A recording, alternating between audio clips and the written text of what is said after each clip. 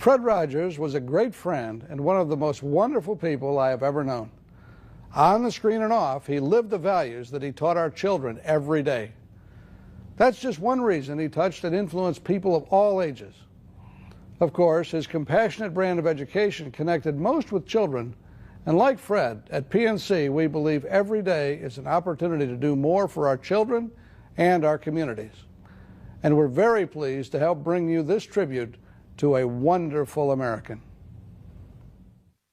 There are many ways to say I love you. There are many ways to say I care about you. Many ways, many ways. Fred Rogers was an extraordinary man. He made more than 900 television programs designed to help children understand our often baffling world. Hi, Kevin. Can I shake? To let them know that they could talk about things, express themselves in lots of ways, and imagine wonderful worlds. He made unusual television, and it worked. He created his own neighborhood where kids were accepted and loved, and people of all ages came to see that he provided a unique service, a reassuring adult who was happy to sit and talk and be your neighbor for a little while every day. He was a puppeteer, too, who started behind the scenes on TV in the 1950s. Could we have a close-up of King Friday the 13th? Can't you hear him, Josephine? In the early 60s, he began appearing on camera as himself. And by the late 60s, he and his company of loyal colleagues had started to create the classic American TV program that has come to mean so much to so many. Okay, stand by for rehearsal, please. He was a composer and lyricist, a minister, a writer, and producer, and a sort of reluctant celebrity. He became a much-loved part of American popular culture, a great guy, and a wonderful neighbor.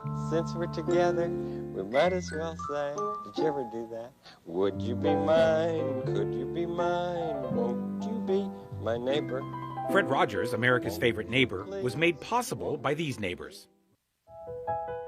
At PNC, we begin each day with a commitment to providing financial thinking and advice that makes a difference for our customers and our communities. PNC, every day is an opportunity to do more. For 25 years, Mr. Rogers' Neighborhood has been brought to you on public broadcasting stations by the team members of Eaton Park Family Restaurants. Eaton Park's the place for smiles. Additional funding was provided by the Heinz Endowments. Hi, I'm Michael Keaton. And back in the late 1970s, when I still lived in my hometown of Pittsburgh, Pennsylvania, I worked for a couple of years at WQED, the public television station there. I was on the floor crew of a lot of shows, including Mr. Rogers' Neighborhood. I was even on the program a couple of times.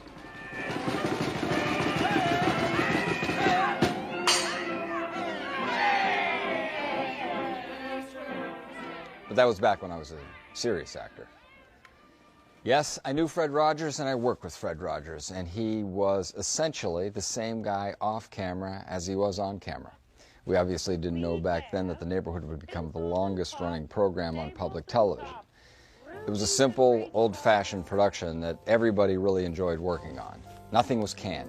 Johnny Costa always played the opening song fresh every time, and Fred sang the song live for every episode. It's a beautiful day in this neighborhood, a beautiful day for a neighbor. Would you be mine? Could you be mine? It's a neighborly day in this beauty wood, a neighborly day for a Look at the sweaters he's got. This is the famous part of every show. This is the stuff that comedians love to make fun of. Fred comes in, puts on this totally nerdy zip-up cardigan, and then changes his shoes. With you, so let's make the most of this beautiful day. Since we're together, we might as well say, would you be mine? Could you be mine? Won't you be my neighbor? Well, I suppose it's an invitation. Won't you be my neighbor? It's an invitation for somebody to be close to you. Because that's what neighbors are. They happen to be in the same neighborhood and close. Neighbor. Most of the neighborhood shows conform to a simple pattern. This is a puzzle. Once Mr. Rogers is comfortable, he often talks about things that he's brought. And each week of programs deals with some topic or theme, like the environment, kindness, or going to school. Welcome to bus number 17. Then at some point in each program, Fred sits down next to a little red model trolley and takes us through a tunnel into a fantasy world called the Neighborhood of Make-Believe. This imaginary kingdom is an unusual place, populated by friendly people, costume characters, and puppets. It's slightly surrealistic, with colorful landmarks that have become familiar over the years. Just about anything can happen here. For instance, no one questions that a shy tiger lives in a clock with no hands, or that a woman named Lady Aberlin is the tiger's best friend. Would you like to whisper to me? Okay. I still think that if you can have a real live person looking into the face of a puppet, it helps to make that puppet believable in the face of the audience. The puppets are just in make-believe. Some children may catch on to the fact that Mr. Rogers is the puppeteer and many of the voices. He's Daniel Striped Tiger, he's the stuffy King Friday, and Queen Sarah, too. He also does the funny voices of Henrietta Pussycat, X the Owl, and the feisty Lady Elaine Fairchild. I mean, men are really good for something. At the end of each day's trip to Make-Believe, the trolley takes us back through the tunnel and into Mr. Rogers' house. Sometimes, Fred talks about what just happened in Make-Believe before going on with the rest of the program. So being mayor for half a day was enough for Queen Sarah. The neighborhood shows have a leisurely pace, not a lot of fast cutting. When Fred walks from his living room to the kitchen, he sometimes stops at the aquarium to feed the fish or to talk to them. All of you are fish, yet each one of you is different. Then there's Mr. McFeely, the speedy delivery man, who often comes to visit. He brings packages and other surprises. Mr. McFeely, you have a goat. I do, I'm on. Occasionally, Fred goes to visit other folks and places in the neighborhood. And there's a music shop run by Joe Negri. Joe is a jazz guitarist who's been a neighbor since the earliest days of the program. Hello, Lisa. Hi, Joe. Hi, Fred. I've enjoyed this toy piano. Oh, thank you. Lots of people love the neighborhood's short documentary segments, too, when kids get to see how various everyday things are made. Many of these segments are on videotapes that Mr. McFeely brings to show Fred on a sort of TV called Picture Picture. Occasionally, Mr. Rogers himself goes to a factory, like here, when everybody learns about pretzels. Then the fingers will pick it up and twist it into a pretzel. I've never seen anything like that. Doesn't matter how fancy. To end every day, Mr. Rogers changes back into his more formal clothes and heads out the door. I'll be back next time. Bye. Fred Rogers made all these programs in Pittsburgh in the studios at WQED. His own company, Family Communications Incorporated, is located there too and includes many of the people who helped Fred put together all the productions. Are you Bob Mewen? For the neighborhood, Fred Rogers himself wrote the scripts and the songs and the lyrics. The jazz pianist Johnny Costa was the neighborhood's first musical director, and he helped establish the style, arranged the songs, and improvised much of the score for the series. And that can have a fermata. It's the only time in the whole song that we used it. It's intriguing, isn't it? Actually, Mr. Rogers' neighborhood is filled with music. Sometimes Fred's songs tackle unusual topics like the fear of going down the bathtub drain or celebrating how each person's body is special. Some are fancy on the outside. Some are fancy on the inside. Everybody's fancy. Everybody's fine. Your body's fancy. So is mine. Fred Rogers' music has lots of fans, including Peggy Charon, who founded the group called Action for Children's Television. Mr. Rogers uses music in a very interesting way. He really gets the message across through the songs. I think that pacing is part of that. It's slow enough so you can really hear it. And the first time I heard Mr. Rogers on television. He was singing. He was singing that song about your body and my body, and I was in the kitchen making something, and I thought, she was a singing psychiatrist on television for children. And in a way, he has such an understanding of how children work that he is sort of a singing psychiatrist when children most need one. Everybody's fancy, everybody's fine. Your body's fancy, and so is mine. On one program, Big Bird from Sesame Street showed up in the neighborhood of Make-Believe. Oh, here I am. Hello, Big Bird. Hey. And Fred paid a visit to Big Bird's famous neighborhood, too. I'm really here. No. Joan Gans Cooney, who founded Sesame Workshop, is a fan of Fred Rogers. I admire everything he does. I think if I chose that which I loved the most about his work, it would be his music, his lyrics and music. I'm proud of you. I hope that you are proud as I am proud. We were saying when we started that we were interested in the cognitive development of children primarily. Letters, numbers, preparing them for school. I think Fred would have said that he was interested in the affective development of children, the psychological, emotional development of children. So we saw us as operating more in two different spheres. So I think the two shows in some ways are closer but still extremely complementary. And children deserve those two shows. When parents say, I don't let my children watch television, I always say, let them watch an hour and a half a day. I can give you a good hour and a half that will help your children. You are my friend. You're special to me. You are the only one like you, my friend. I like you. You know, I must be an emotional archaeologist because I keep looking for the roots of things, particularly the roots of behavior, and why I feel certain ways about certain things. Fred Rogers' roots were in southwestern Pennsylvania, in the small town of Latrobe. It's also the home of Arnold Palmer and Rolling Rock beer. Well, of course, it's the garden spot of the world, as Lady Elaine Fairchild would say. It's a good small town. Fred was born on March 20th, 1928. His parents were James and Nancy Rogers. They lived in a big red brick house near the top of Weldon Street. One night in 1993 on the Arsenio Hall show, Fred talked about some of his early memories. Yeah, when I was 3, this young man was just an early teenager, and his mother had died, and my mom and dad said, come live with us. And he turned out to be a real model for me. As a matter of fact, when I was in high school, he taught me how to fly. And right after that, he went to teach at Tuskegee Institute in Alabama, and taught all of the black flyers in the country to fly in the Second World War. Yeah. His name was George Allen, and he's going to be 80 this year, and I really admire him. Yeah. So I had a black brother even then.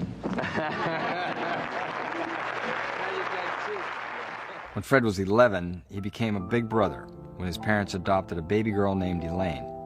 And it's not unusual on the program for Mr. Rogers to share memories of his own childhood.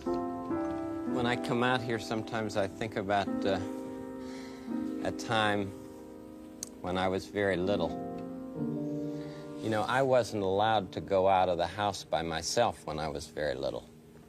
My parents were afraid that somebody might take me away and they wouldn't see me again.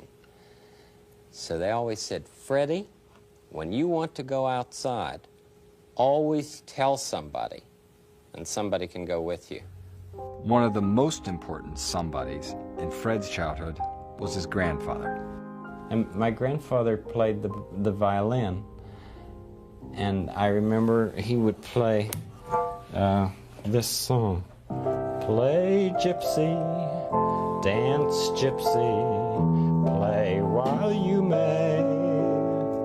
Play gypsy, 'tis a lovely day. I remember doing that to please him. And we called him Ding Dong. That was Mr. McFeely. And you know we've named Mr. McFeely for my grandfather McFeely. And I was named for him. His name was Fred Brooks McFeely, and my name is Fred McFeely Rogers, the middle part of which is speedy delivery. Music was a very important part of Fred's childhood. Music was my first language. I was at times scared to use words. I didn't want to be a bad boy. I didn't want to show people that I was angry, or rather tell them. But I could show it through the way I would play on the piano.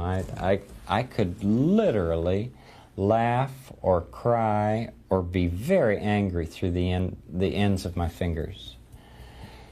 And for an only child, I think that was very safe and comfortable. So it was, this was my friend. Fred's proud parents took lots of pictures and home movies of their boy. And Mr. Rogers has used these keepsakes to remind his neighbors that all grown-ups were children once too. As a boy, Fred traveled a lot, suffered from many allergies. He was chubby for a while, and he began his lifelong fascination with puppets. He always kept a ventriloquist dummy that he got as a boy. Well, it was like this. I went to a camp one time because there was a ventriloquist there, and I was interested in that kind of stuff. I mean, I was interested in puppets, you know, all my young life. A little girl named him. His original name was Elmer. Yeah, but she didn't like it, no. And I said, well, what would you like him to be called? And she said, Hisher Boop Trunk. Sounds silly, doesn't it? Well, I know some people who are really good ventriloquists. Well, you're not. No, I'm not, Hisher. Fred went to Latrobe High School. He started college at Dartmouth in New Hampshire, but then transferred to Rollins College in Florida, where he earned a degree in music composition in 1951. He planned to go on to the seminary, but along the way, he happened to see some television. Yeah, I was home my senior year from Rollins and saw at Mother and Dad's place some television which I thought was perfectly horrible. And I just announced to my family, I don't think I'll be going to the seminary. I think I'll go into television. And they said, how can you say that? You've never even seen television. And I said, well, I've seen enough to know that I think I'd like to try to put my hand in it. So I went to NBC, and they hired me, well, first as a gopher. Well, after a while, I got to be a floor manager after I had carried my share of coffees and cokes. One of the shows Fred worked on was the Gabby Hayes Show. Oh, well, I floor managed his program every once in a while. Gabby Hayes would introduce Western films, and then we'd go into the film and we'd have lots of time to talk in between. Well, howdy, buckaroos. This your old pal Gabby Hayes, coming at you with another one of them rip-roaring Western yarns. You're darn tootin'. Yes, sirree, Bob. And so one day I said, Mr. Hayes, what do you think of when you look at the camera and you know there are so many people watching you? And he said, Freddie, I just think of one little buckaroo. And I thought that was superb advice for anybody who would ever be thinking of television. He evidently thought of one child. Now, I don't think of any one particular child, but I think of the children that I know and many of the aspects of life that they're dealing with. But I don't think of a whole lot of people when I look at the television camera. It's a very, very personal medium. In July of 1952, Fred married Joanne Bird, whom he'd met at Rollins. The next year, they moved to Pittsburgh because Fred decided to help start America's first community-sponsored television station, WQED. During that early time, there was lots of preparation and lots of stuffing and folding papers to send out to people to ask for donations. And I thought, how different this is, not only from New York, but from NBC. Here we were, just a half dozen people trying to get this educational television station on the air. Fred worked with a perky young actress named Josie Carey. Together, they created the station's first regular program, The Children's Corner. The Children's Corner with Josie Carey and Fred Rogers, produced by WQED. We had this song that Josie and I had written called Why High. Why high don't I know you? Why high don't I know you? Why high, I'm sure I do. Why high, you know me too. Why high, how do you do? Why high, I'm Josie. Why high, how do you do? Hello, how are you? The Children's Corner featured lively conversations between Josie and a number of Fred's puppets. The most important of those was Daniel Striped Tiger.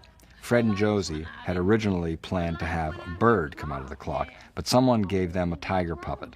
And by the time Daniel made his TV debut on the first Children's Corner, he had taken over the cuckoo clock. Oh, no, my lights are fine. Yeah, they're fine out here. Yes, We would talk, and we were supposed to only maybe do 2 or 3 minutes, but some days it would be so interesting we wouldn't stop. And we would say to each other on the air, is this an intellectual conversation?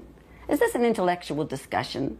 And we'd agree, yes, this was intellectual, therefore we could go on with it. Can't we do something? What do you mean do? Really do something. Like build a house or something. Build a house? No, not that exactly, I guess. But how don't you ever feel like you've just got to do something nice? Write a poem we could. Or a song. Well, that's dance more like a little bit.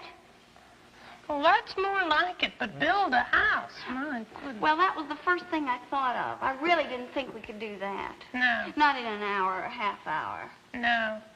And may have any continuity to it. It wouldn't. No. Well, we could carry it out over a long period of time. There's never been a children's program that showed how to build a house. And there never will be. And so I had some other puppets at home, and I brought them in, and little by little she started talking to a king and an owl and a pussycat, and that's how we began. This small piece of rubber filled with helium is not the greatest thing in the world for a king to have floating around his nose. Well, this is a balloon. I see. Well, I'll tell you what, King Friday, I won't play with it anymore if you don't like me to, but would you sing something for us? Why, Josephine, I'd be happy to. How about row, row, row your boat? Row, row, row your boat? Mm-hmm. Oh, you must mean... Row, row, row your boat gently down the stream. Yes, I thought you must mean propel, propel, propel your craft. Yes, I guess that's what I mean. It's propel, propel, propel your craft gently down liquid solution. Ecstatically, ecstatically, ecstatically, ecstatically. Existence is but an illusion. We pleased ourselves, and I think the children picked up on that. They knew we were having a good time. Does it have a thermos in it? No, it has everything but a thermos. You're not allowed to eat in the studio. There's nothing in here to eat. I don't think there is anyhow. There wasn't anything in here to eat before. No. Mr. Rogers always brings you crackers from lunch. Yes, I know. He puts them in his pocket and then he sits on them and they're all crumbs. Let's start all over. I just feel It was live TV, and because Fred had to run quickly and quietly behind the scenes several times during each broadcast, he started his tradition of changing into sneakers when he got to the studio, even though he wasn't on camera yet. Well, Mr. Rogers was an actual character on Children's Corner, although he was never seen. But Henrietta Pussycat belonged to him, and she talked about him all the time. She could only say 3 words. She meowed everything else. She said beautiful, telephone, and Mr. Rogers. Meow, meow, meow, meow, beautiful, meow, meow, telephone, meow, meow, meow, meow, beautiful, meow, Mr. Rogers, meow. And you could interpret that any way you wanted. Meow, meow, meow, Yeah, I know Mr. Rogers now. Oh, I see. You thought maybe you'd be seeing him, so you decided to get all dressed up. Yeah. Henrietta, why do you... He had different personalities for each character.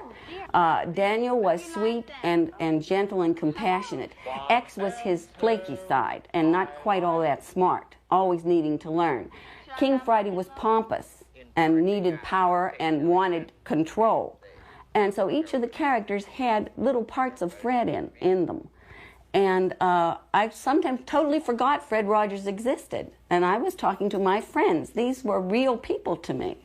I would be surprised by some of the things that she would share with them, but that made it all the better because it was real, the dialogue between Josie and the puppets. And that was really fun. And of course, one of the most fun things for me was writing songs with Josie, because she is such a fabulous lyricist, and we wrote a lot of songs together. Oh, I'll never forget the day when Gertrude Berg came.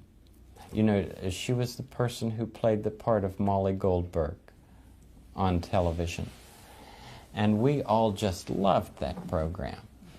And she would always start out with, yoo-hoo, you know, and we thought, oh, she is just going to be wonderful because she's so down to earth and homey. Well, she walked in, we literally were going to go on the air in 1 minute. And she walked into the studio with this long sable coat clear down to her ankles, and I thought, oh, my goodness, she's very different than she is on the air, you know. Well, she got over to my organ and she ripped off that coat and she threw it over and we were already on the air. And she walked on with Josie and she said, who lives there? And Josie said, Henrietta Pussycat. And she said, I'd like to talk with her. So she talked with Henrietta and they exchanged the favorite recipes for blintzes. And then she went down the line. She said, what about over there at that castle? And Josie said, well, King Friday the 13th lives there. I want to meet him, she said. So she walked over, and the king came out with his fanfare and just looked at her and said, Mrs. Berg, have you ever been presented at court before? And without a second's hesitation, she said, only night court, Your Majesty. So long, goodbye, adieu, arrivederci too. The Children's Corner was phenomenally popular with children and adults and stayed on the air till 1961. So nice to see you. So long, goodbye to you. Bye. The Canadian Broadcasting Corporation, the CBC, gave Fred his next opportunity to produce a daily show for children. Would you like to meet the tiger who lives there in that clock, or see that Eiffel Tower and hear a French one talk? When Fred went north, he took many of the puppets from Children's Corner with him, and he then began to call their world the neighborhood of make-believe.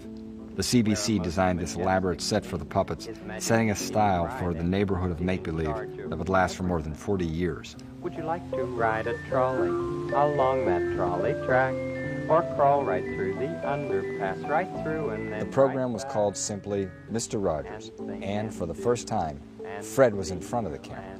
My name is Mr. Rogers. I'm glad that you are near.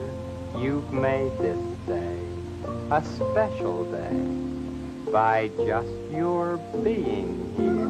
The Mr. Rogers program was a hit in Canada, but before long, Fred moved back to Pittsburgh, and by then, Fred and Joanne had 2 young sons. Hey, the red light. Hello? Everybody needs a toy. Hello! Hello? Is this Edgar? Or is this Johnny? From time to time, his boys visited the studio. Also by this time, after years of part-time study, Fred had been ordained a Presbyterian minister with a very special charge. He was to work with children and families through the mass media. It was a mission that he would take very seriously. What if you were offered an hour of television live every day? Can you imagine what it is like to try to fill that up with something of value? I wanted to give the best I could. When the pussycat is dressed, we can proceed. By 1967, Fred was producing a new series of programs he called Mr. Rogers' Neighborhood. It really doesn't matter because they're not going to see just... They just cut in on that side. Yes. We're ready to go. Okay. Yeah, we're ready to go. Meow, meow, meow, meow. Wonderful. Meow. I think we're in good shape now. Meow, meow. Like this. Meow, try. That's it. Hold Meow. it tight. And I'll take it from you like this. So, we'll get ready for the festival. Meow, meow. Exciting. Meow, meow. See you, meow, meow, festival. See you later. Meow, meow, meow, meow. Is there any chance that we could have this in... As Fred worked on these new shows, he often talked with one of his teachers, the prominent child psychologist Dr. Margaret McFarland. One of their meetings was filmed for a documentary in the late 60s. I've always felt that I didn't need to put on a funny hat or jump through the hoop to have a relationship with a child. This is the real difference between your program and most television for children, and that it is less a show for children and more real communication with them. Fred's study of child development has influenced all of his work. Children see you. Margaret McFarland, along with such distinguished men as Benjamin Spock and Eric Erickson, had formed an important group of child development specialists who worked in Pittsburgh in the 1950s and 60s. Until her death in 1988, Dr. McFarland worked extensively with Fred and became his principal advisor in writing and producing all of the programs. In the late 1960s, the U.S. Senate was considering cutting in half an important $20 million grant for public broadcasting, and Fred, not yet famous with adults, was invited to speak and submit a paper at the hearings with the notoriously gruff Senator John Pastore from Rhode Island. All right, Rogers, you got the floor. Senator Pastore, this is a philosophical statement and would take about 10 minutes to read, so I'll not do that. One of the first things that a child learns in a healthy family is trust. And I trust what you have said that you will read this. It's very important to me. I care deeply about children. My first children... Will it make you happy if you read it? I'd just like to talk about it, if it's all right. Sir. Fred talked calmly about his programs and what made public television different from the cartoons and violence elsewhere on TV. This is what I give. I give an expression of care every day to each child to help him realize that he is unique. I end the program by saying, you've made this day a special day by just your being you. There's no person in the whole world like you, and I like you just the way you are. And I feel that if we in public television can only make it clear that feelings are mentionable and manageable, we will have done a great service. Well, I'm supposed to be a pretty tough guy, and this is the first time I've had goosebumps for the last 2 days. Well, I'm grateful not only for your goosebumps, but for your interest in our kind of communication. Fred spoke for about 6 minutes total, including a recital of lyrics from one of his songs that ended like this. Know that there's something deep inside that helps us become what we can. For a girl can be someday a lady, and a boy can be someday a man. I think it's wonderful. I think it's wonderful. Looks like you just earned the $20 million.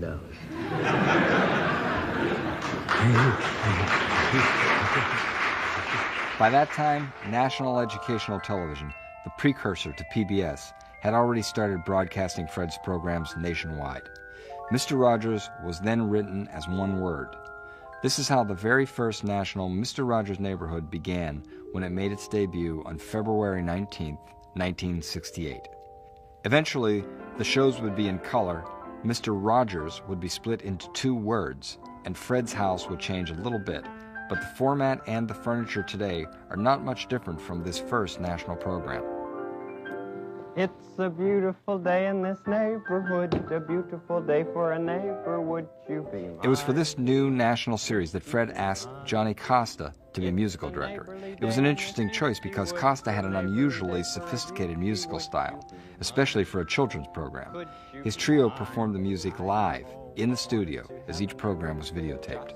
Like you, I've always wanted to live in a neighborhood with you, so let's make the most of this. You know, when I sat down to do the very first program, when Fred wrote the song, you know, and I had to have an intro, you know, and I had remembered that, I don't know, somehow being in Oakland, and right near where I went to college at Carnegie, and I had worked on a Beethoven a sonata, and the trio went something like this.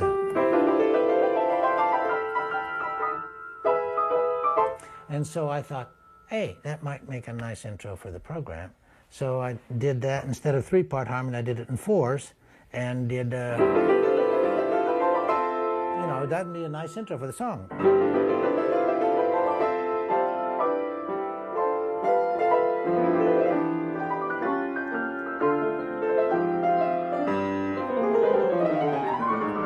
And so on, and then he would sing. So that stayed. He is one of the most gifted musicians that I have ever met. He is probably one of the finest jazz pianists in the world. When I first started to work with Fred, I mean, I was real jazzer, you know. And I thought, well, I don't know, children's program. I just wonder, can I play the things that I've been playing, that I want to play, you know? And Fred didn't care. And so when I play Good Feeling, you know, I didn't do it for the ears of a child. I didn't do it this way. I wouldn't do that, so I figured, well.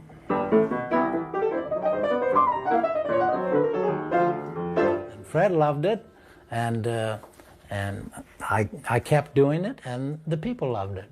Well, with that kind of music, you couldn't help but find inside there an exceedingly sensitive man, which he is. A gifted, sensitive man. Want to play a little jazz? Just the chorus of it, okay?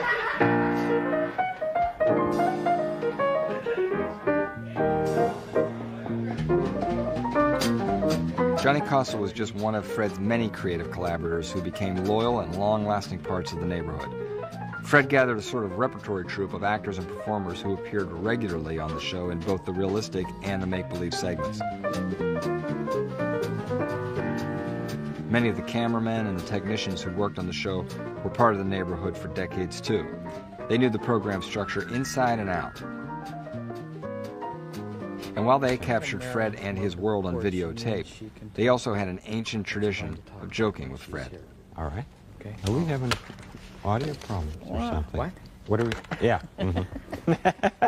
So Fred came to trust these people around him, the folks who helped him end every program with this song, while he changed his shoes and got ready to go out the door again. Wake up, ready to say, I think I'll make a snappy new day.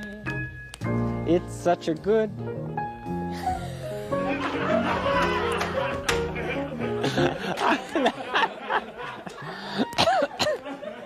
Oh, that's nice.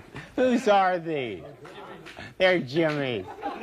Oh, Jim, do you have mine on? Oh, well, I used to work with Jimmy and Nick and all those guys in the studio, and there was always somebody trying to make Fred laugh, usually Nick. Remember, Fred had been a floor manager at NBC, and he knew how important a good crew could be. They're just wonderful human beings. Did they ever tell you the story about Michael Douglas? He's called Michael Keaton now out in Hollywood. He was part of the floor crew. You'd like to see those dogs. And he always made picture-picture work.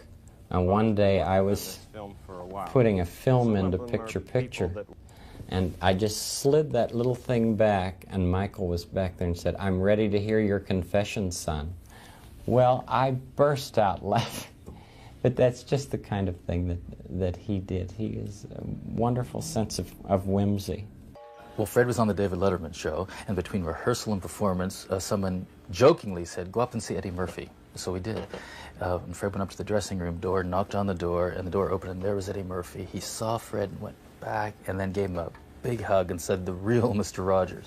And someone, the cast member, I think, took this Polaroid that day, the historic meeting, the real Mr. Rogers and Mr. Robinson. I always saw real affection in those spoofs. Tom Shales is the Pulitzer Prize-winning TV critic at the Washington Post. Seems perfectly healthy, and in a way it's an honor. You know, it shows that he's become a real institution, not just in American television, but in America.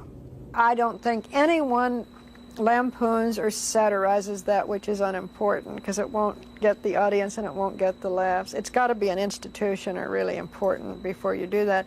So it's a great compliment to Fred. Fred Rogers became such an American institution that he was asked to donate a sweater to the Smithsonian.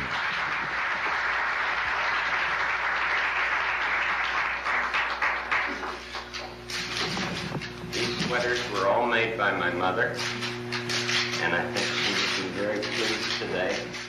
Because Mr. Rogers and his neighborhood were so respected, it's not surprising that famous visitors dropped in, including many great artists.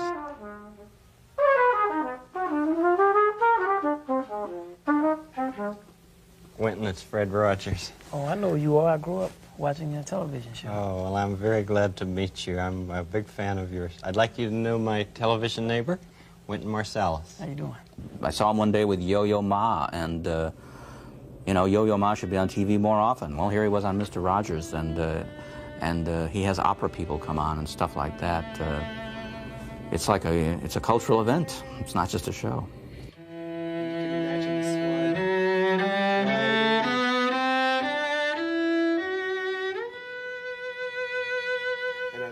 To play that, and there were just many moods, and this was obviously a very peaceful, tranquil mood. Did you ever play when you were really angry?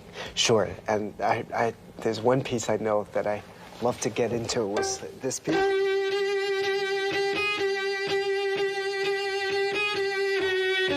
I've written a song called What Do You Do With the Mad That You Feel? When you feel so mad you could bite. When the whole wide world seems oh so wrong and nothing you do seems very right. What do you do? Do you punch a bag? Do you pound some clay or some dough? Do you round up friends for a game of tag and see how fast you go? It's great to be able to stop when you've planned a thing that's wrong and be able to do something else instead. And think, this song, I can stop when I want to, can stop when I wish, can stop anytime. That very good feeling of control, of being, you know, the scariest thing in the world is to feel out of control. And to realize that you don't have any choice. That is a very scary feeling. Mr. Rogers always paid attention to children's feelings. He helped kids understand the complexities of challenges like moving to a new house or dealing with physical disabilities, even thinking about death, which he dealt with in a memorable program when one of his fish died. Can you see it? He calmly reassured children that it's okay to talk about your feelings, that everything in life isn't your fault. Did you ever know any grown-ups who got married and then later they got a divorce? Well, it is something that people can talk about, and it's something important. I know a little girl and a little boy whose mother and father got a divorce, and those children cried and cried. You know why? Well, one reason was that they thought it was all their fault. But of course it wasn't their fault. Things like weddings and having babies and buying houses and cars and getting divorces are all grown-up things. One problem with young children in television is they tend to believe what they see. They believe the stories, they believe the fairy tales, and they believe that really scary animation until they get old enough. In the neighborhood of make-believe. Mr. Rogers helps you deal with the real world as separated from the world of make-believe. When you go through that tunnel, that's the world of make-believe, and I really think that kids understand that these are puppets, that this is not like the part of the program where Mr. Rogers is talking to you. And I think that may help them deal with some of the rest of television, too. Dr. T. Barry Brazelton is a pediatrician and author of many books on child care. So fantasy for a 3-, 4-, and 5-year-old is a very critical part of their learning about themselves, learning about the world, testing things out safely. You know something, Lady Aberlin? And although the neighborhood of make-believe is fantasy, the puppets sometimes grapple with genuine problems and fears the children may understand. What is it? I've been wondering if I was a mistake. If you were a mistake? What do you mean, Daniel? Well, for one thing, I've never seen a tiger that looks like me. No. And I've never heard a tiger that talks like me. When a puppet or other character is troubled by doubts like this, Mr. Rogers helped young viewers understand the very real feelings involved, and he reassured them simply and directly. Daniel was wondering if he was a mistake because he didn't look or sound like any other tiger that he knew. Well, all tigers are different, just like all people are different. And there is no person in this whole world who is a mistake, no matter how different that person may seem. Each person is fine. At the center of it all is this trust that viewers, young viewers, place in him. And I think part of that trust is the idea that he's not just fooling, he's really essentially the way he is, that his philosophy comes through in his actions and words. This is not just a role he's playing or, you know, something that someone hired him to do. It's a real mission, I think, for him. I'd like kids to know that they have a lot of choices. In fact, on the neighborhood, I think that we offer a smorgasbord of ways of saying how you feel and who you are. And I'd just like, you know, puppetry and music might be my ways, but it might not be for some kid. Dancing or photography or welding, who knows what it might be for some kid, but I'd like to show them a whole lot of ways of expressing who they are and how they feel. I think that's part of our job. Fred has made emotions okay for small children, and I think he's opened up the whole area of affective development, emotional development, to parents and children, because if parents watch with their children and then pick up on whatever comes out of the program as a way of communicating with their child, they have a rare opportunity to join the child in their reactions to Mr. Rogers' program. So he's really brought affect or emotional development to the surface as a safe area for parents and children to share between the ages of 3 and 6, which is a major gift. I usually turn it on for a few minutes and just watch myself, and if the kids are in the room, they'll say, "Mr. Rogers," and we'll sit down and watch it for a few minutes. Because Fred's kind of like a friend of the family, I guess.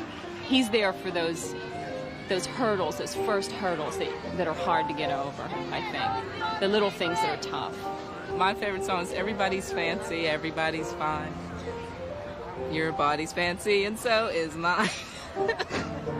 Well, I definitely like make-believe. That's very always an important part for them, and they also like the change of sceneries, the different characters and the different houses and locations where they go, where they go, and what they learn. He teaches children a lot, and he had one segment on about going to the doctor's office, so we learned a lot about that, and it helped a lot. Fred Rogers delighted and helped families with more than 900 episodes of Mr. Rogers' Neighborhood. His gentle manner, his wisdom, and his daily TV visits influenced millions of lives in ways that would be impossible to document. And even though Fred Rogers dealt with many subjects and many people, he always remembered one meeting with special fondness. There was an interview with a little boy by the name of Jeff Erlinger. Mr. Rogers? I had met him when he was very young in a restaurant in Washington, D.C. Thank you very much for coming by. I asked this is my friend Jeff Erlinger.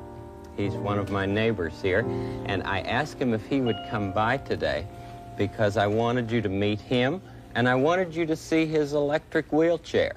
We had a conversation that was unrehearsed. I said, Jeff, the only thing I'd like to do is to include the song It's You I Like. Can you tell my friends what it is that made you need this wheelchair? Sure. Well, when I was about 7 months old, I had a tumor, and it broke the nerves to tell my hands and legs what to do. I see. And they tried to cut the tumor, but they couldn't get it, and I became handicapped. Well, he's a kid of such wonderful confidence. I think of that day as an extra special day in the studio. Do you know that song that I sometimes sing called It's You I Like? Uh-huh. I'd like to sing that to you and with you. Okay, sure. It's you I like. It's not the things you wear. It's not the way you do your hair. But it's you I like. The way you are right now. The way down deep inside you. Not the things that hide you. Not your fancy chair. That's just beside you. But it's you I like. Every part of you. Your skin, your eyes, your feelings. Whether old or new. I hope that you'll remember, even when you're feeling blue, that it's you I like, it's you yourself, it's you, it's you I like. And it is you I like, Jeff. Thanks. And there must be times when you do feel blue. Uh-huh. What do you do? Fred Rogers was able to create very powerful emotional television using the simplest and most honest elements around, basic human relationships.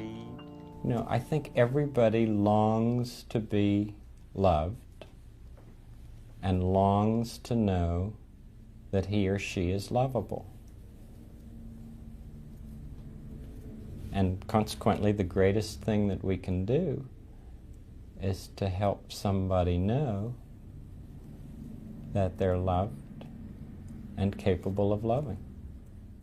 Before he died at the end of February 2003, Fred Rogers received many honorary degrees, recognitions, and awards for his wonderful talents, his simple songs, and his unique body of work as America's favorite TV neighbor. There was a special Emmy for Lifetime Achievement. For giving generation upon generation of children confidence in themselves, for being their friend, for telling them again and again and again that they are special and that they have worth. It is my honor, on behalf of everyone here and on behalf of the millions of children whose mornings you have brightened with your kindness, to present you with this Lifetime Achievement Award.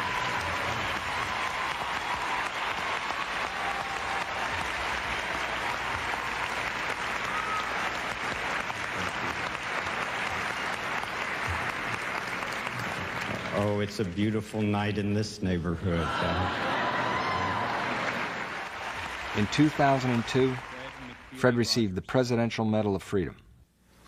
Fred Rogers has proven that television can soothe the soul and nurture the spirit and teach the very young. The whole idea, says the beloved host of Mr. Rogers' Neighborhood, is to look at the television camera and present as much love as you possibly could to a person who needs it. And then there was the memorable evening when Fred was welcomed into the Television Hall of Fame by an old friend. Please welcome Jeffrey Erlanger. It is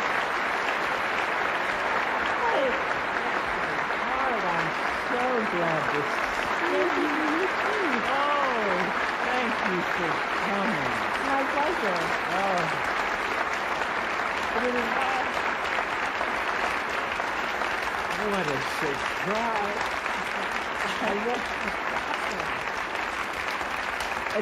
It's an honor to be here tonight, to be part of your this proud moment.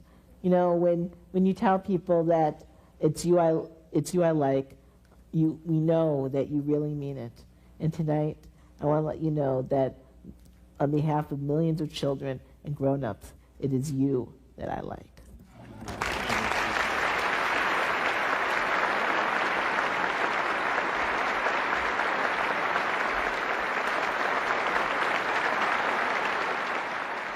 We're fortunate to live at a time when some of the work of great people, like Fred Rogers, can be preserved on videotape.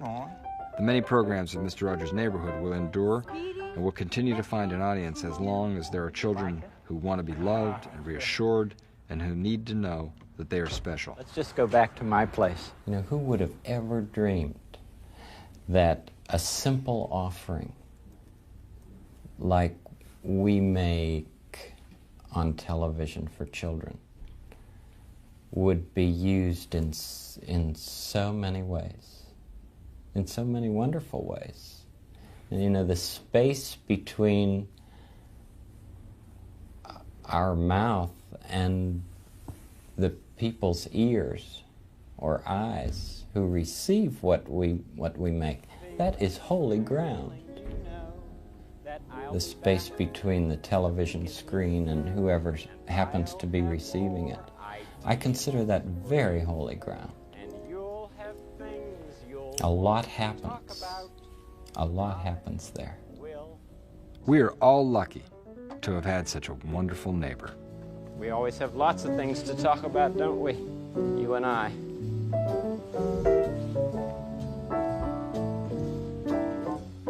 You're a very special person. There's only one like you in this whole world. There's never been anybody exactly like you before, and there'll never be anybody exactly like you again. You're the only one, and people can like you exactly as you are. I'll be back. Bye.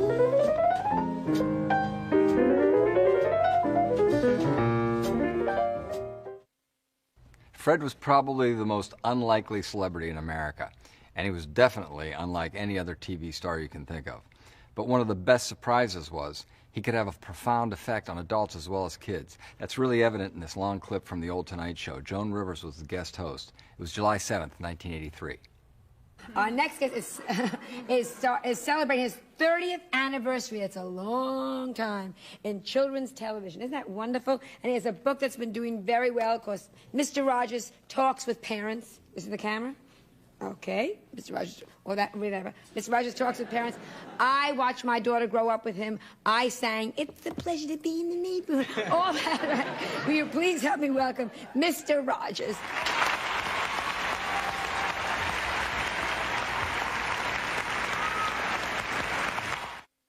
Now, enough with being charming. Do you get hate mail? Let's go. 30 years, isn't that wonderful? 30. How did you get into children's television? I went to NBC right after college, and I was with programs like the Hit Parade and Kate Smith Hour and the NBC Opera Theater. And I really learned the business from the other side of the camera. And what happened? It's so funny he's talking to me, and I just feel like, say 8 years old, I'm going to go, that's right.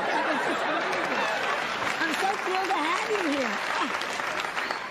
And how did you get into children's television? Well, it was because the public television station was beginning in Pittsburgh, and I thought that I wanted to help do children's programming, so I went there. And you've never left 30 years. I wonder how many people here grew up with the neighborhood. Ah. We all did. That's Melissa. My child was very lucky because she grew up with Sesame Street. She was the Sesame Street generation, and you started Mr. Rogers' Neighborhood right at the same time. Wasn't that about? A little before. A little before, and she got it all. She was so lucky. Well, it wasn't in New York before, was it? Yeah.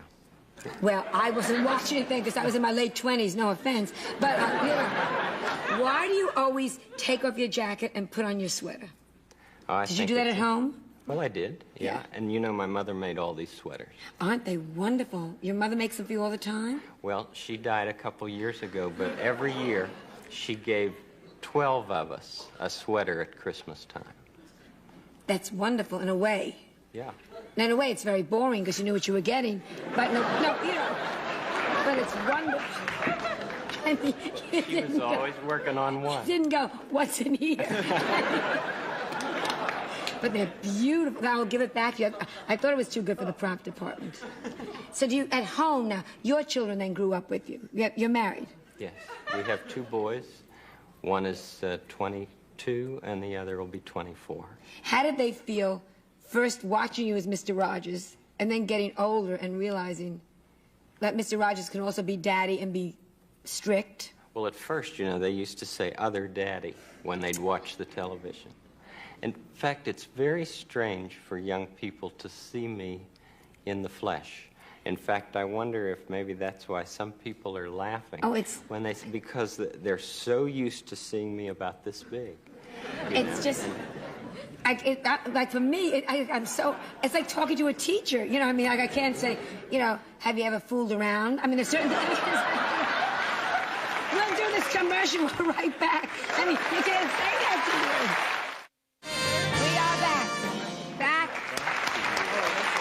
Talking with Fred Rogers and Mr. Rogers. Now, I know you have a degree in theology and a degree in child psychology. Well, I've worked in the field of child development for a long time, and we're very serious about the work that we do, and that's why I feel that Mr. Rogers Talks with Parents, that new book of ours, is going to be helpful in that the people who read it will know that we're not just babysitters. But you're not just a babysitter. There's always a whole philosophy behind what you do, isn't there, on your show? Absolutely. Much more than just like comics and, you know. Well, there are a lot of people who think that all you have to do is to get a whole lot of cartoons and string them together, and that's your children's program. Well, that is not a children's program. Children are to be respected, and I respect them deeply. They've taught me an awful lot. A little boy today said... Lovely. A little boy today said, "Is there watermelon ice cream?" And he said, "All I heard was strawberry ice cream. I wondered if there was any other kind of fruit ice creams." And I just thought that was wonderful. I learned so much. How old was the boy? Tell me. He was 4. 4, it's wonderful. 18, you think. But King Friday gives oh, you history. Yeah. Oh, please. This is King Friday the 13th. It came to Isn't that great? Yes, how do you do, Miss Rivers? A pleasure. How do you do, everyone? Very pleased to see you. Do you know that little ditty, rowing your boat down the stream? Do you know that? I know that very well. Oh, would you sing it for me, please? All of you. Would you, please? Will you sing it? Jacqueline?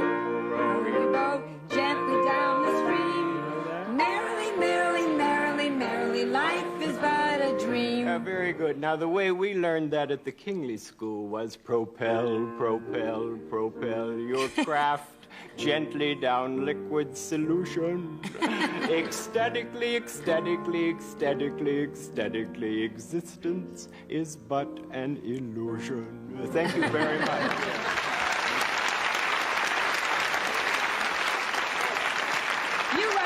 own songs, don't you? Everything? I write the songs, and John Costa is our musical director who plays them so well. Do the song. The one that Melissa likes, I Like You. Oh, good. I remember that from when she was growing Well, up. I'll sing that to you and No, everybody don't. else You'll here. make me die. It's you I like. It's not the things you wear. It's not the way you do your hair. But it's you I like. The way you are right now. The way down deep inside you. Not the things that hide you. Not your jokes. They're just beside you.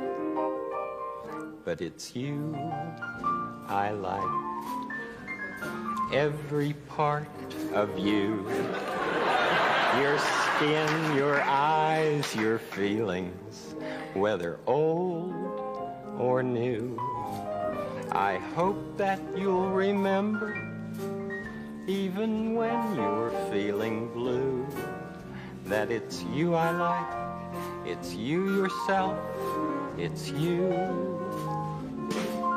It's you I like.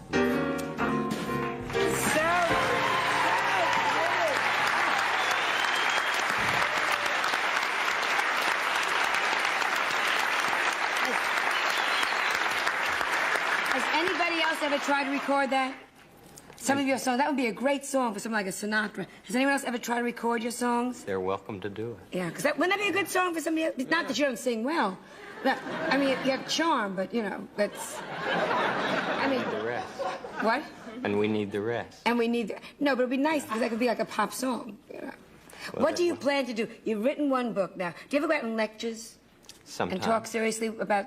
You were saying that children are frightened of things that adults don't realize they're frightened of, such as... Things like haircuts, possibility of going down the bathtub drain. Oh, yes. You remember that with Melissa? Yeah, I still am. But that's... Isn't that funny? They're all frightened of the same things. But there's so much more to each one of us than meets anybody's eye. Oh, I'm so glad you came on. Thank you so much. We'll be right back. It's really interesting to see how even a tough cookie like Joan Rivers could crumble under the simple sincerity and wit of Fred and, of course, King Friday. Almost 3 years later, in April 1986, Joan was back as host, and Fred's message of loving acceptance came through loud and clear once again. We are back. Talking with Felicia Rashad. And my next guest, I just was looking at my notes, he's been in children's television for 33 years, and aren't we lucky? He is just wonderful. He has a new book out called Mr. Rogers' Playbook, and also a first experience series. He's a wise man because he's never let me near his neighborhood. He is he's a wonderful man. He's been on before. Will you please help me welcome Fred Rogers, Mr. Rogers.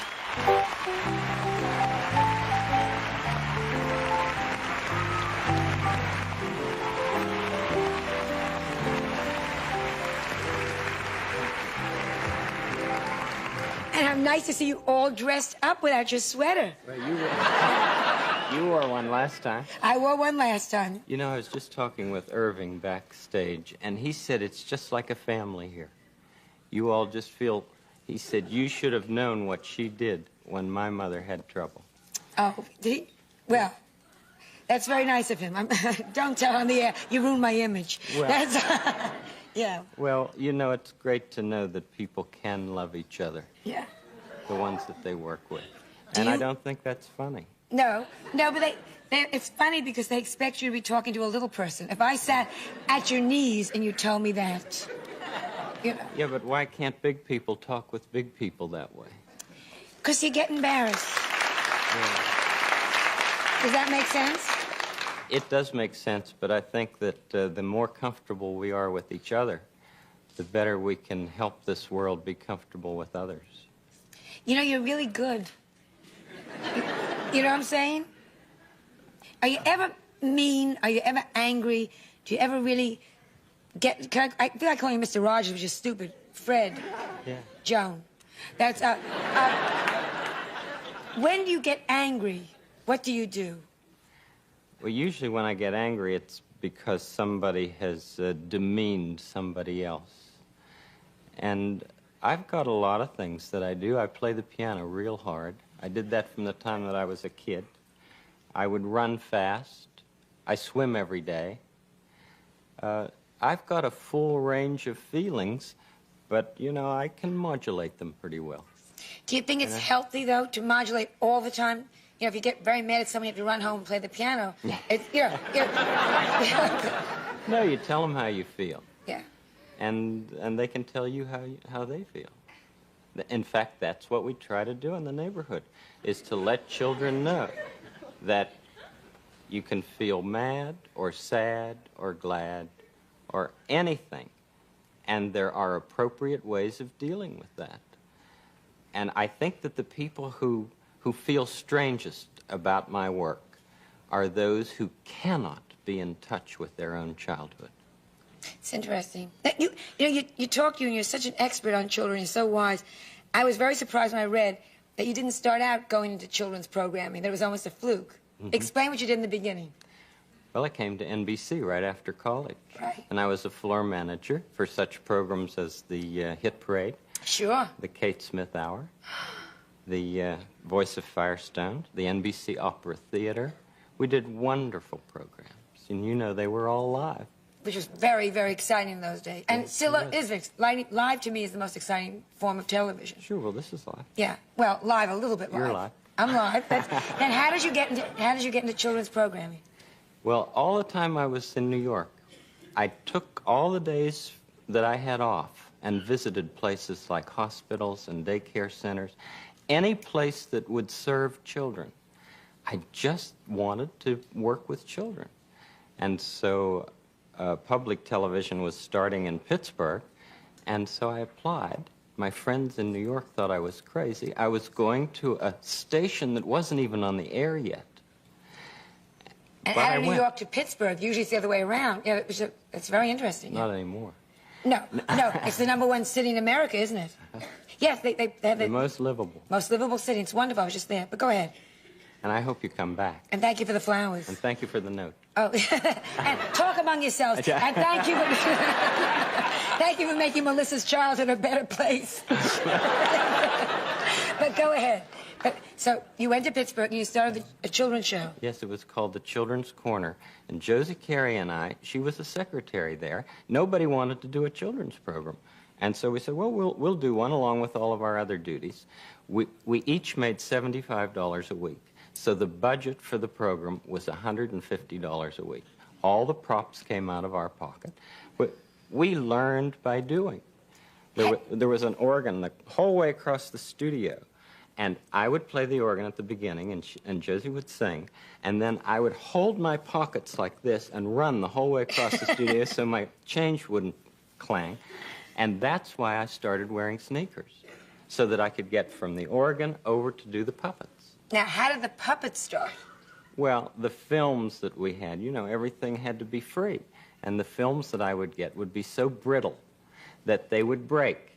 Well, that was the days of live television, when they strung up a new film, we filled with puppets. And you brought, last time you brought the King. Yep.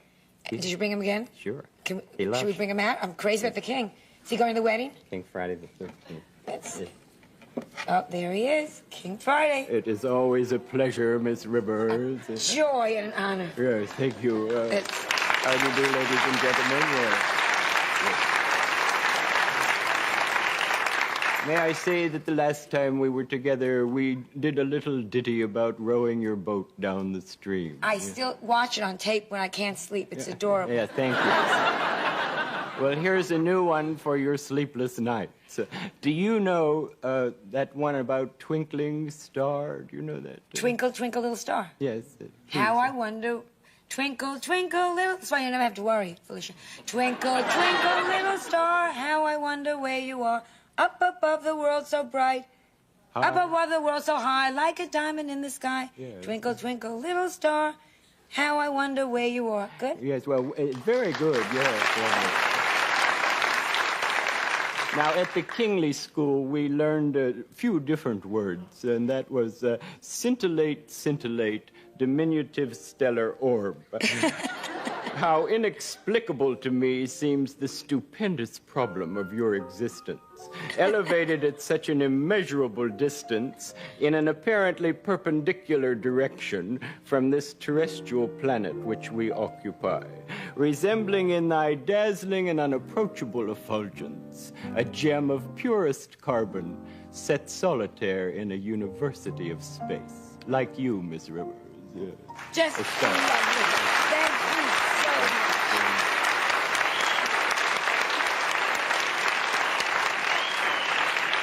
Now, who else did you bring us? We just finished a new opera for children that will be shown on May 9th on the Neighborhood, and it's called A Star for Kitty. And Daniel Tiger plays the part of a star. And as you know, he's very shy. Yes, I know, I know. But if you would scratch one of his stripes. Hello. Hello.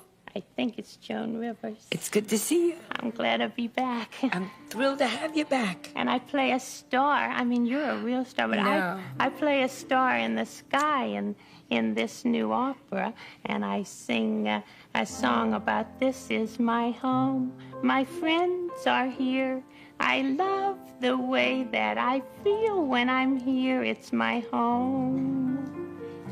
This is my home. That's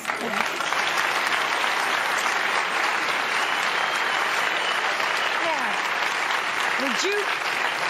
would you sing your theme song for us? Would you walk across Sure. and sit down at that piano and sing The Good Feeling The song? Good Feeling Will song? you come along? Oh, sure, absolutely. Come along. John Costa's our musical director.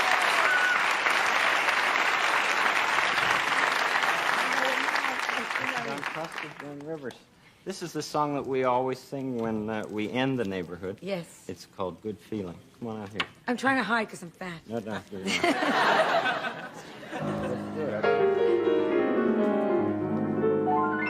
It's such a good feeling to know you're alive. It's such a happy feeling. You're growing inside, and when you wake up ready to say, I think I'll make a snappy new day. It's such a good feeling, a very good feeling. The feeling you know that I'll be back when the day is new, and I'll have more ideas for you. And you'll have things you'll want to talk about. I will too. Now let's listen to John.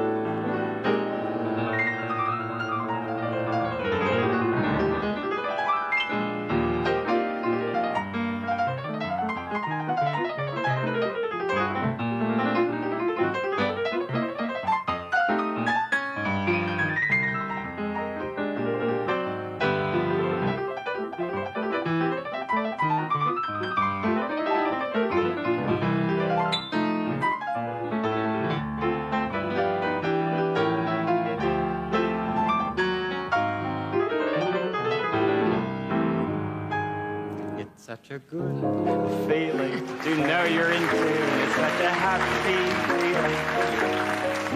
And when you wake up ready to say, I think I'll make a snappy new day. Now this is where we do it together. It's such a good feeling, a very good feeling. The feeling you know that we're friends. You make each day a special day, Joan Rivers. You do, Mr. Rogers. Thank you, Johnny.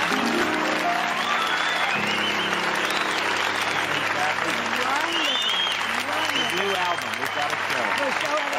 We'll be right back at this commercial message show. Don't go away.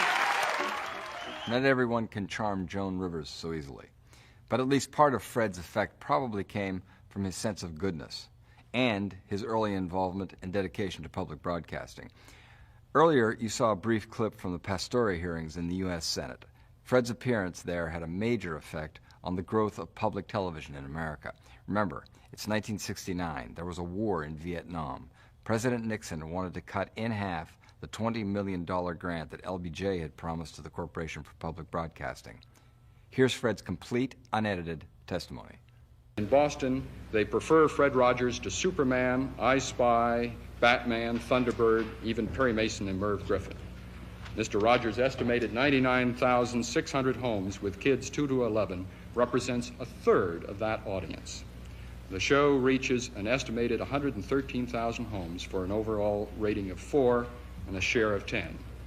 Mr. Rogers is produced by Pittsburgh WQED TV. Now, Mr. Rogers is certainly one of the best things that's ever happened to public television, and his Peabody Award is testament to that fact. We in public television are proud of Fred Rogers, and I'm proud to present Mr. Rogers to you now. Fred. All right, Rogers, you got the floor.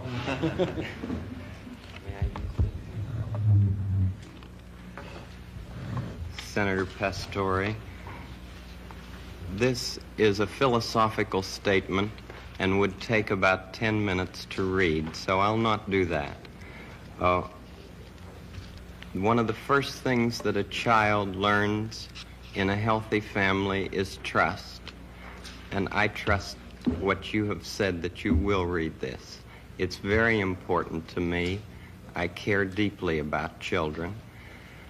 My first children... Will it make you happy if you read it? I'd just like to talk about it, if it's all right. Sir. Okay. My first children's program was on WQED 15 years ago, and its budget was $30. Now, with the help of the Sears Roebuck Foundation and National Educational Television, as well as all of the affiliated stations, each station pays to show our program. It's a unique kind of funding in educational television. With this help, now our program has a budget of $6,000.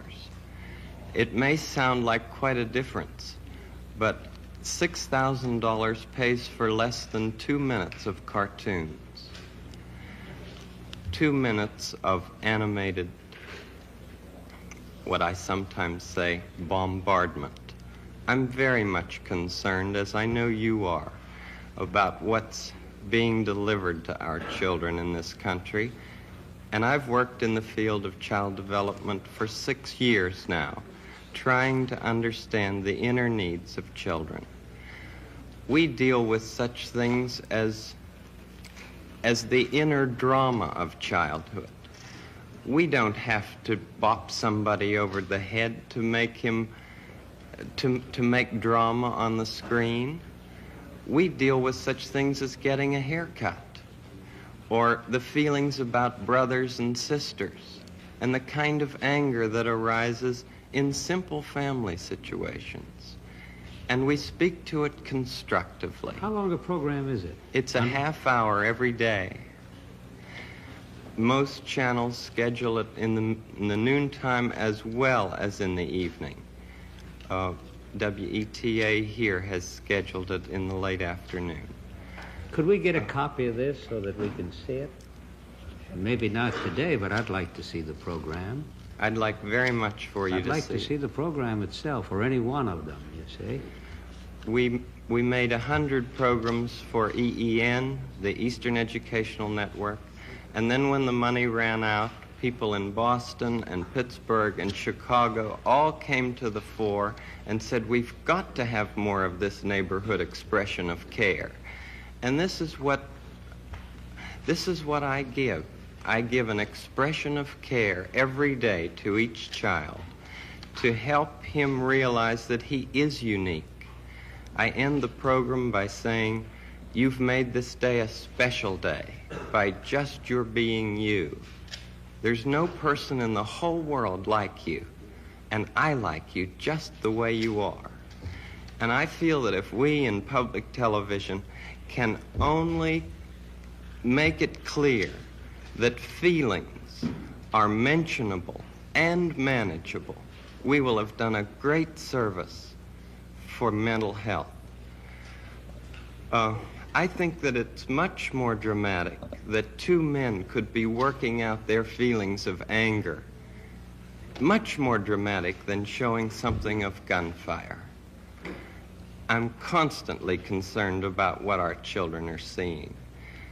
And for 15 years, I have tried in this country and Canada to present what I feel is a meaningful expression of care.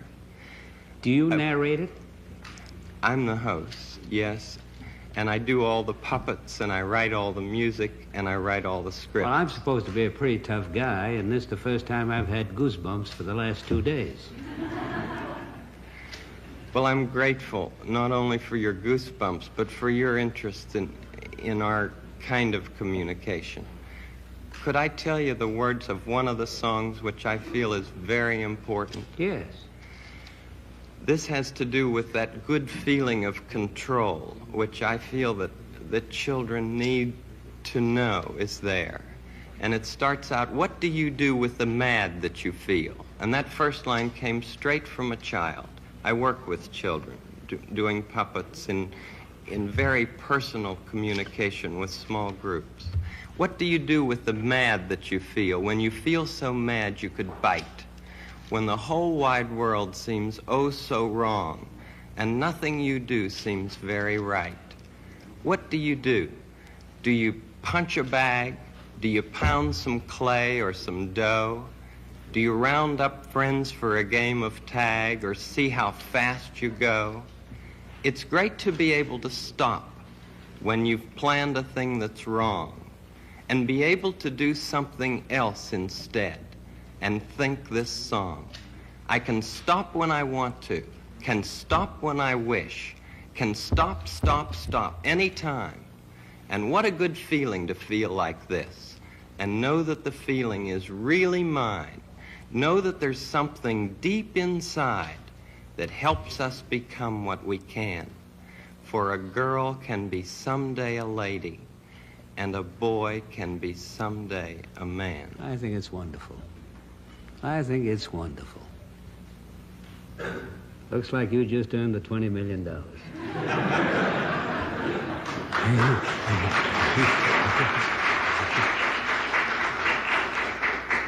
That's an unusual scene. But at least the folks who lined up the experts to testify that day knew that Fred Rogers might be the right man. Just 2 years before that, Fred had been profiled on a national educational television series titled Creative Person. In a half-hour black and white documentary, Americans got one of their first looks at this man who had become a valued neighbor. It's really 60s. It's experimental, surprising, and cool. Here's the vintage documentary titled Creative Person, Fred Rogers.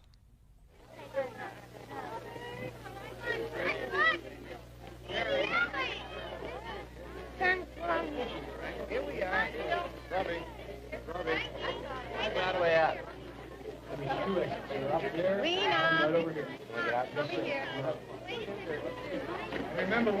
They stand in long lines.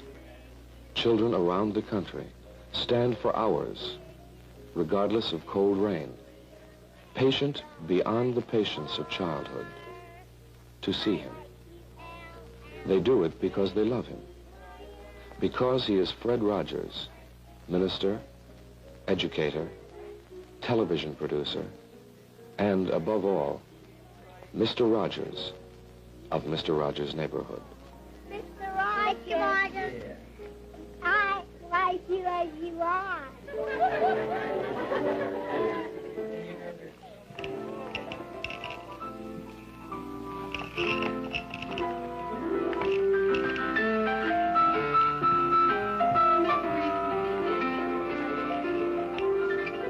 It's a beautiful day in this neighborhood, a beautiful day for a neighbor. Would you be mine? Could you be mine? It's a neighborly day in this beauty wood, a neighborly day for a beauty. Would you be mine? Could you be mine? I have always wanted to have a neighbor just like you.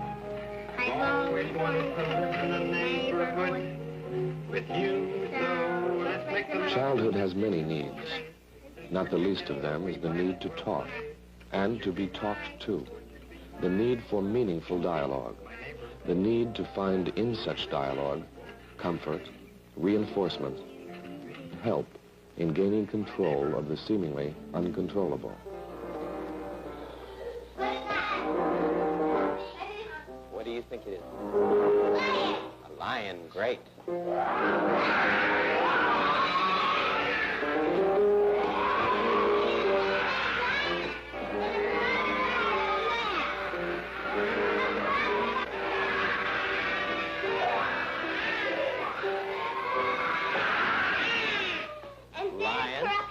and crocodiles all together, and now kitty cats.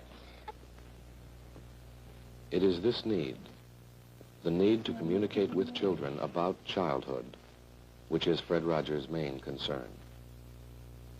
Most of his work involves television. Still, his dialogue with childhood is not confined to the television studio. It extends into the nursery schools of the United Presbyterian Church, of which he is a minister, and the University of Pittsburgh Child Study Center, to which he is a consultant. There, the dialogue takes place person to person, or through the medium of puppets. Yeah, wonderful. You make it tough. And I have a soda, and I lost the other one. Dear. Yeah. Yeah, thank you, Charlotte. You know, Wendy? You understand me today?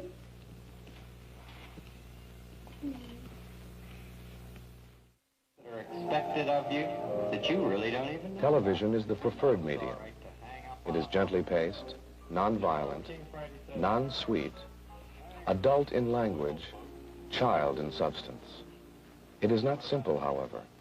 A first glance is deceiving.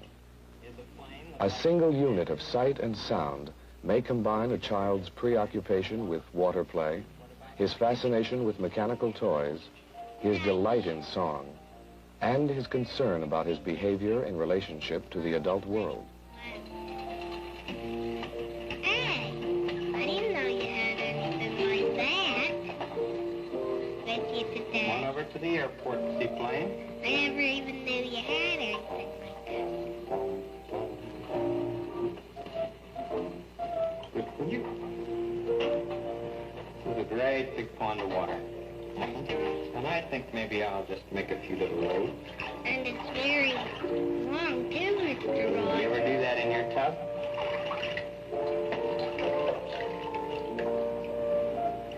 How wet do you get in your tub? Sometimes people get wet. And their parents get upset. But the very same people who are wet sometimes are the very same people who are dry sometimes. It's funny, but it's true. It's the same, isn't it, for me? And sometimes people make noise, and they break each other's toys. This makes noise, doesn't it? But the very same people who are noisy sometimes are the very same people who are quiet sometimes. It's funny, but it's true. It's the same, isn't it, for me? And sometimes people are good. And they do just what they should. But the very same people who are good sometimes are the very same people who are bad sometimes. It's funny, but it's true. It's the same, isn't it, for me? Isn't it the same for you? When you write music and have a feeling for children, even before you've studied child development, there's something of the creative artist that comes through anyway.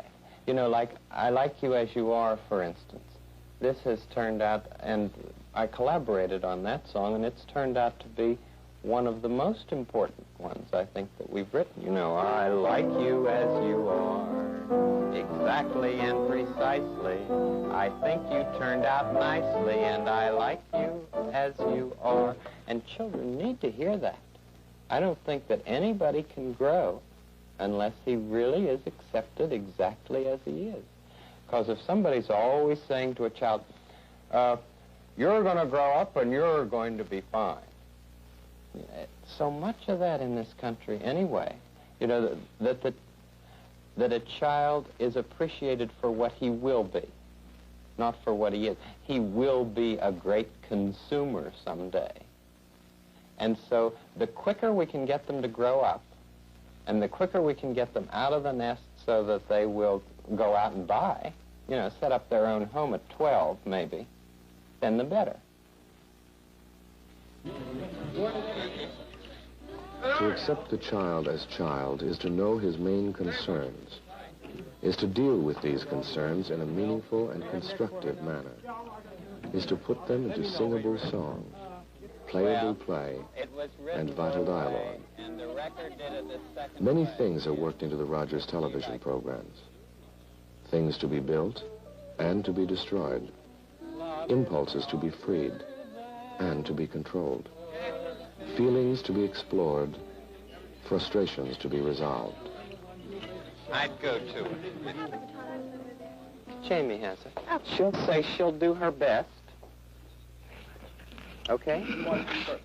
Yes, she'll say, meow, do meow best. The program's central figures are Mr. Rogers and the characters who populate the land of make-believe. Trusted friends with whom the child can undertake such formidable tasks as overcoming the fear of snakes.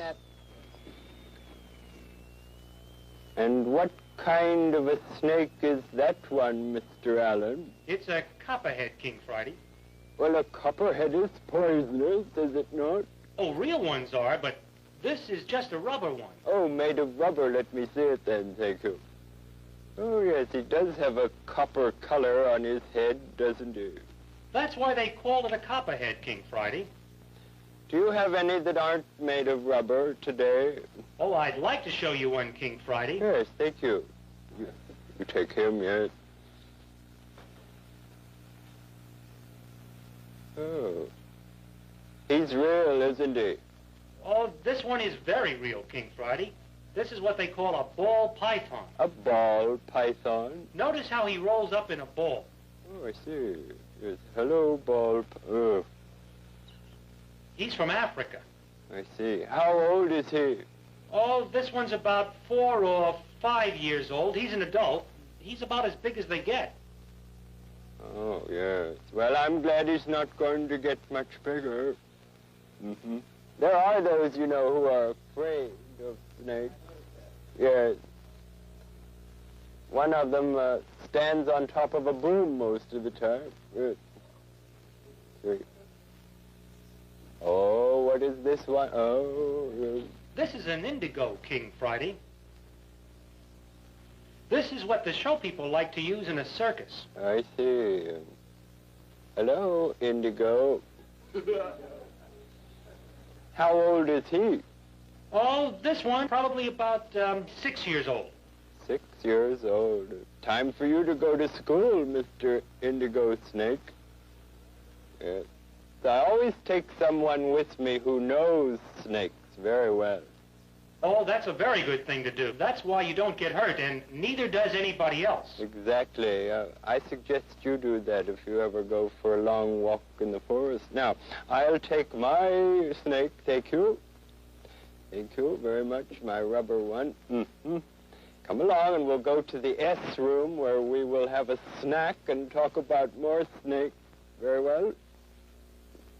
I think the best thing is if you hand it to him this way, then that's it. Then we won't see that underneath part, right? Thank you very much. Out we go. Oh, that was a mess. How you doing, Matt?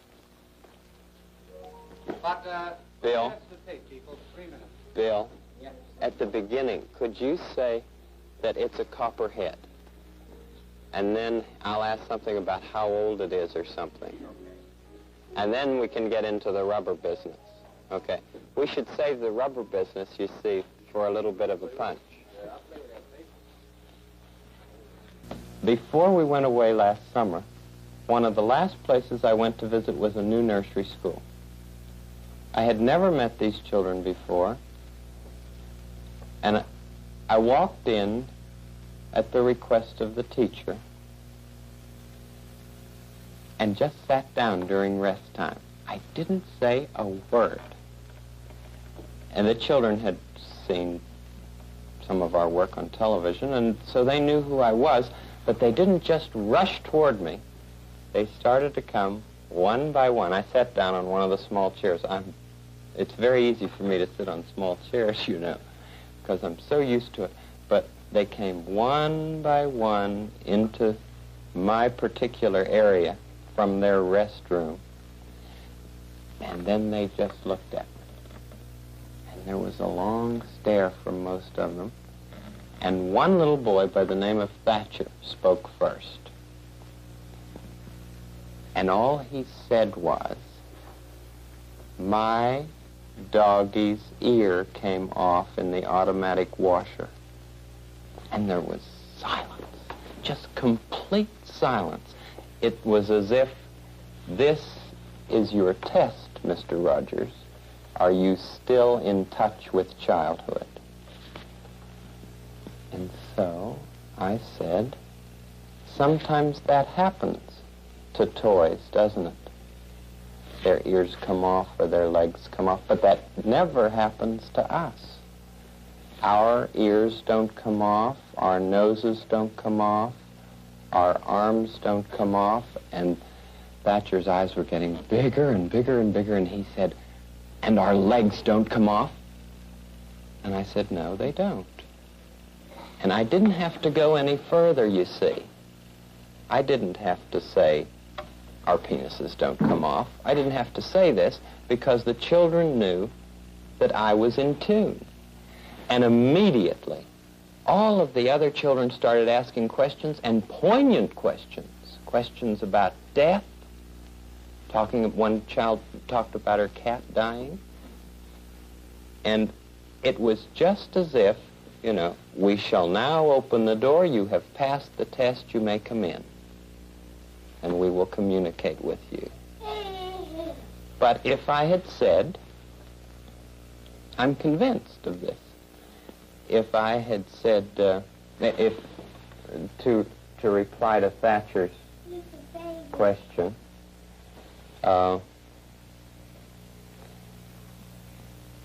"What happened, Thatcher? Did your mother sew the ear on again?" Then I know they would have very politely sat there and said nothing more. But in response to this, and I'm sure that it worked around a long time, because it was about the third week of vacation that it came to me that we needed to have a song about body integrity, that everybody was whole, and everybody was just right the way he was born. And so that's when the song came Everybody's Fancy. Some are fancy on the outside, some are fancy on the inside. Yes, sir, everybody's fancy, everybody's fine. Your body's fancy, and so is mine. Boys are boys from the beginning. Girls are girls right from the start. Yes, I can't hurry. Everybody's fancy, everybody's fine. Your body's Jack's daughter, and so is mine. Only girls can be the mummy. Oh, we're gonna do the from in there. All right. You like it? 10 minutes to tape, everybody. 10 minutes. Yes. Oh, thank you, sweetie. Come and show me what. Can you tell me about it? It smells like I made it. Oh, it's beautiful. Thank you very much. And is this a ruler? Isn't that special? How did you make that snowflake? I just cut it. And then did you color all of these? I gotta come in, this far. What about here? I didn't get to finish it. The record at the front. Yeah, I can. Can you tell me about it?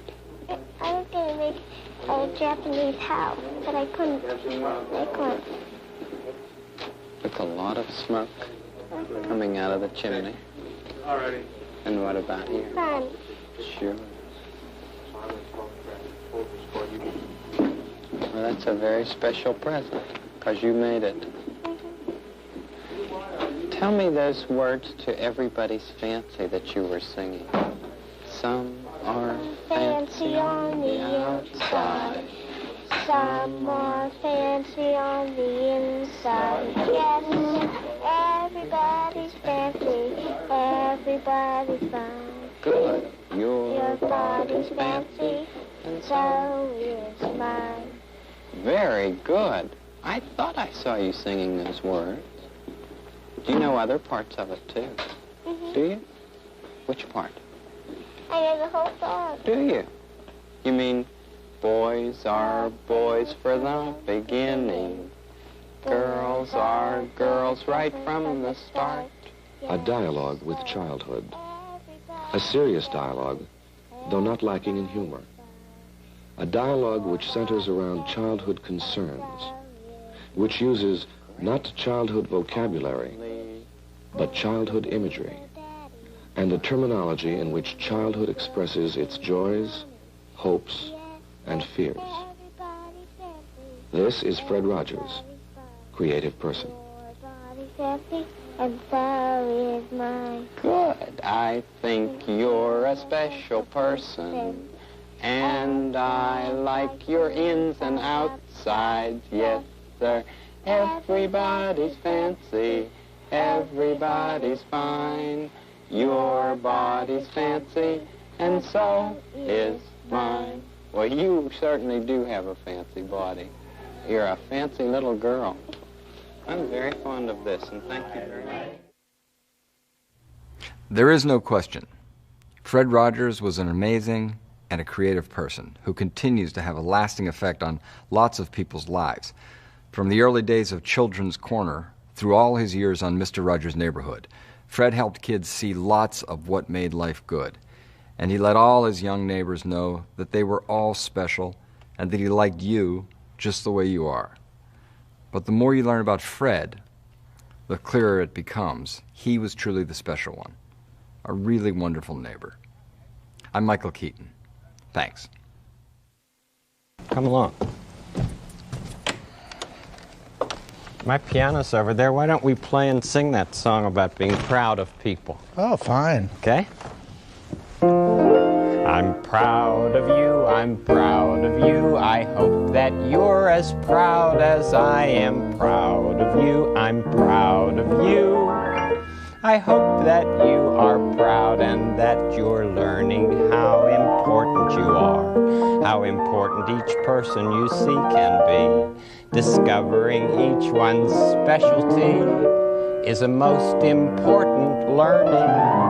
I'm proud of you, I'm proud of you. I hope that you're as proud as I am proud of you. I'm proud of you. I hope that you are proud of you too. I'm proud of you. Thank you. Fred Rogers, America's Favorite Neighbor, was made possible by these neighbors. At PNC, we begin each day with a commitment to providing financial thinking and advice that makes a difference for our customers and our communities. PNC, every day is an opportunity to do more. For 25 years, Mr. Rogers' Neighborhood has been brought to you on public broadcasting stations by the team members of Eaton Park Family Restaurants. Eaton Park's the place for smiles. Additional funding was provided by the Heinz Endowments. Before you go, I want to let you know that this tribute program is available on both DVD and VHS. I hope you'll make it part of your family library. To order your copy of Fred Rogers, America's Favorite Neighbor, call WQED at 1-800-274-1307 or go to WQED.org and click on Shop WQED. Proceeds benefit the Fred Rogers Fund at Family Communications and children's programming at WQED Multimedia.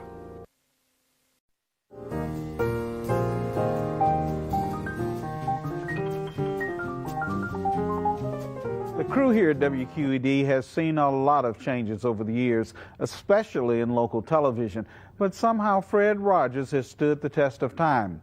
Mr. Rogers' co-workers and crew will attest to that. And they should know, because they knew Fred Rogers from the very beginning. It takes a great deal of courage to be yourself, to allow the world to see the vulnerabilities, the times when you can't learn things well, the times when Fred used to say, all I can give is my honest self, and then let people use it as they will. That's a gift, to give your honest self. It was very strange, first of all, working in a neighborhood of make-believe. And then you got completely used to it. And you'd talk to puppets, and they would answer you in the puppet voice. Meow, meow, exciting, meow, meow, see you, meow, meow, festival. See you later. Meow, meow, meow, meow. And you'd, spending a whole day in there, you'd really get into the whole mindset, you know.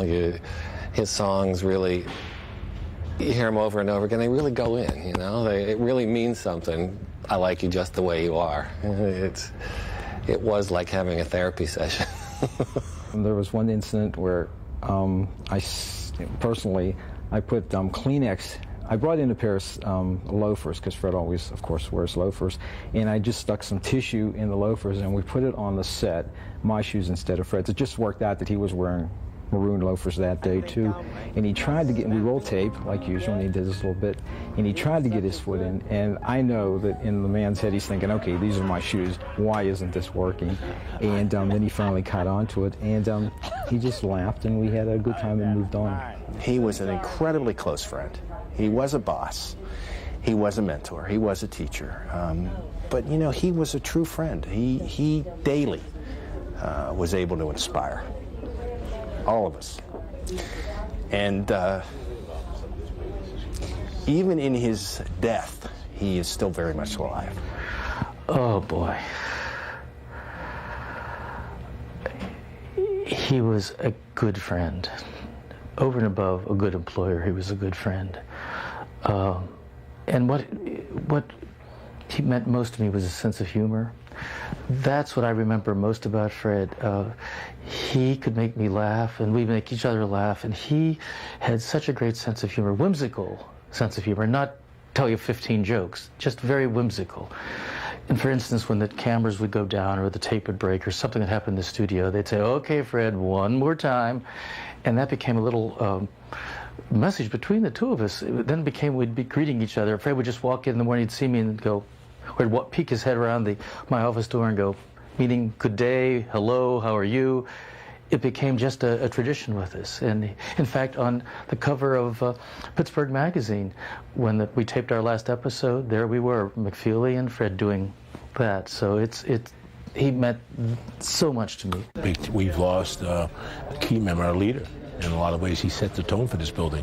You know, when we've had turmoil in this building and things were not going well, Fred was always the calming force in the building. I could always go down to his office when a lot of things were going on around us and go sit in his office for a half hour, talk to him about things, and feel a sense of calm and also a sense of strength. In your lifetime, you only meet so many people you feel there's something special about.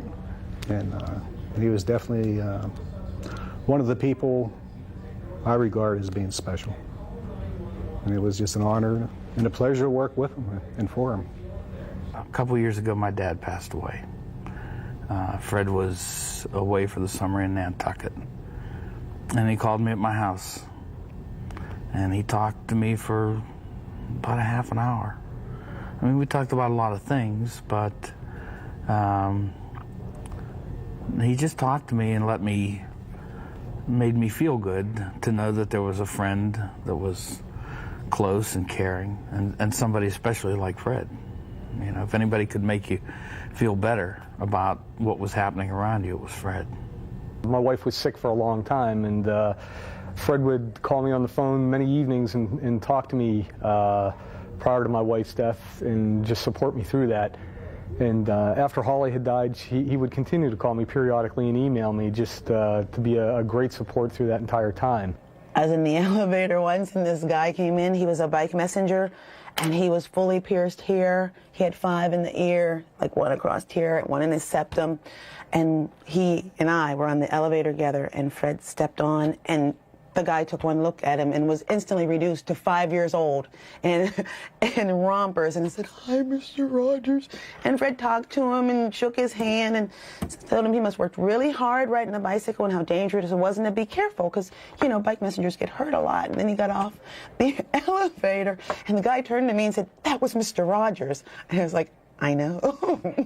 But he could reduce the toughest person in the world to like a 5-year-old without condescension or being small, but he just went right to the little kid part of you and recognized it and could talk to it.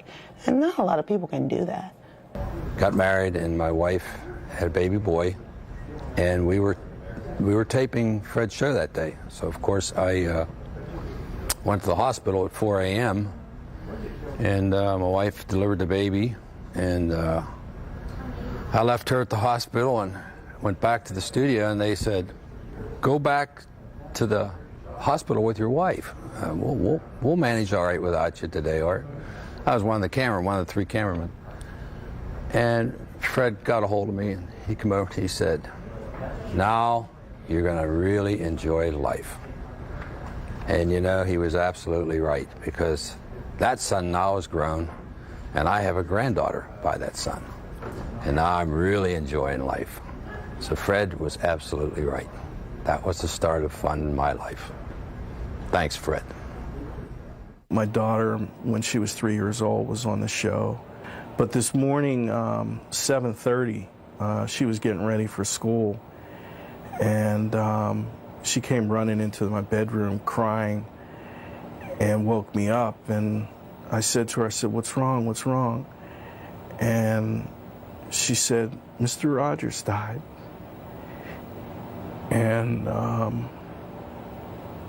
you know, I immediately woke up and hugged her.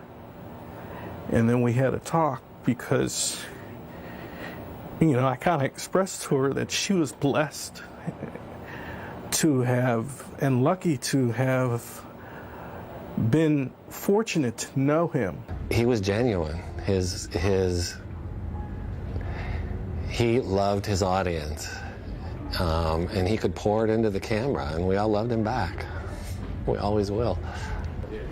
Today, the studios, the halls here at WQED are quiet, but you know, heaven is a much nicer place since Fred Rogers arrived.